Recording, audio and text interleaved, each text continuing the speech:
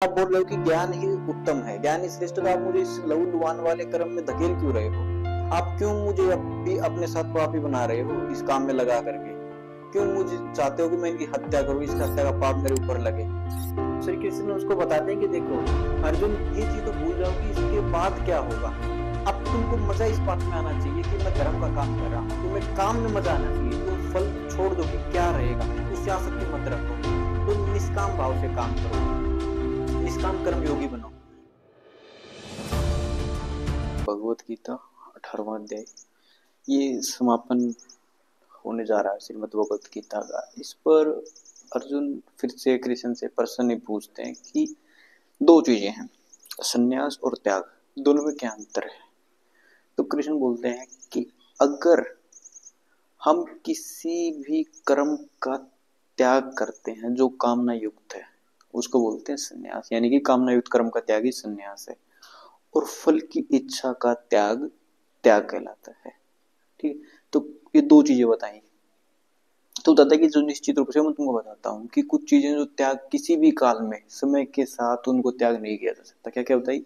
यज्ञ, तप और दान। तो बोले कि ये चीजें तो करनी ही चाहिए, ठीक है, इनका त्याग नहीं किया जा सकता। जो आदमी इन तीनों का, यज्ञ, दान और तप को साथ रखते हुए भी उसके विरोधी जो कर्म है उनको त्याग करता है, तो वो है सात्विक त्याग। और जो आदमी फल की इच्छा रखते हुए कर्मों का त्याग करता है वो राजसी त्याग है। और जो आदमी केवल मोहवश होकर के त्याग करता है कर्मों का, वो तामसी त्याग है। तो कृष्ण इस अध्याय में त्याग के ऊपर भी थोड़ा फोकस करते हैं, फिर वर्ण व्यवस्था को पहले बता चुके हैं, इसमें अंदर ही बताते हैं, इसलिए बार बार रिपीट करने का कोई ठीक नहीं है। पहले भी वर्ण व्यवस्था के बारे में बता चुके हैं, वो क्या है वर्ण व्यवस्था, ठीक है। और उसके बाद वो भी बताते हैं कि जो प्रकृति और पुरुष है, प्रकृति और आत्मा, इष्ट, पुरुष, इन तीनों का संबंध बताते हैं कि जो पुरुष है अगर वो प्रकृति में ही लिप्त है तो उसको माया के वशीभूत है। फिर वो अगर प्रकृति में ही बढ़ता है तो माया के वशीभूत है। और अगर कोई प्रकृति से ऊपर उठ करके इष्ट के अनुसार चलता है तो फिर उसका रथ कौन चलाता है? साथ साथ कृष्ण चलाते हैं। सत्य के हाथों में उसके घोड़े होते हैं फिर रथ के, ठीक। तो आगे भी कृष्ण बताते हैं कि अर्जुन, जो केवल त्याग, वैराग्य, इन सब से आगे जा करके काम, क्रोध, मोह, लोभ भुला करके आगे बढ़ता है वही केवल ब्रह्म में प्रवेश पाने लायक है, अन्यथा कुछ नहीं होता। कि शास्त्रों को तुम कितनी बार रट लो, कंठस्थ कर लो, लेकिन जब तक तुम्हारे कर्मों में नहीं उतरते कोई फायदा है नहीं। अपने आप को तुम ब्रह्म ज्ञानी नहीं कह सकते, फिर ब्रह्मलीन हो भी नहीं। अर्जुन पूछते हैं कि सब कुछ हो जाने के बाद और भी बातचीत हुई, फिर पूछते हैं कि मुझे कोई एक आखिरी बात बता दीजिए, फिर भी कोई आखिरी ज्ञान बचा हो तो। फिर बोलते हैं कि अर्जुन, तुम्हारा मोह भंग हो चुका है अब? बोले हाँ हो चुका है। अब कोई दिक्कत तो नहीं लड़ाई करने? बोले नहीं, अब मेरा मोह भंग हो चुका है, स्मृतियां हट चुकी हैं, अब मैं युद्ध कर सकता हूँ। तो बोलते ठीक, तो आखिरी बात यह है कि जो भी ज्ञान मैंने अब तक तुमको दिया भूल जाओ और केवल तुम मेरी शरण में आओ। इसका क्या मतलब है? वो बोलते हैं कि तुम केवल लक्ष्य करो मुझको।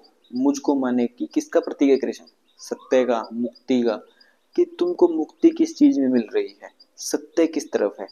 तुम्हारे तो जीवन का लक्ष्य होना चाहिए कि सत्य की तरफ बढ़ना।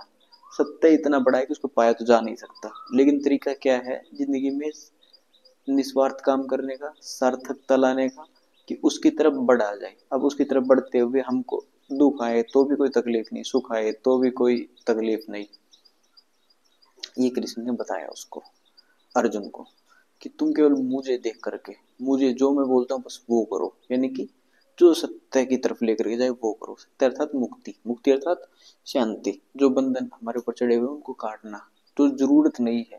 अब मान लो इधर कुछ चीज फंस गई, जरूरत है नहीं, उसको निकाल फेंको ना, उसके लिए और थोड़ी कुछ डाल लोगे, वो होता मुक्ति।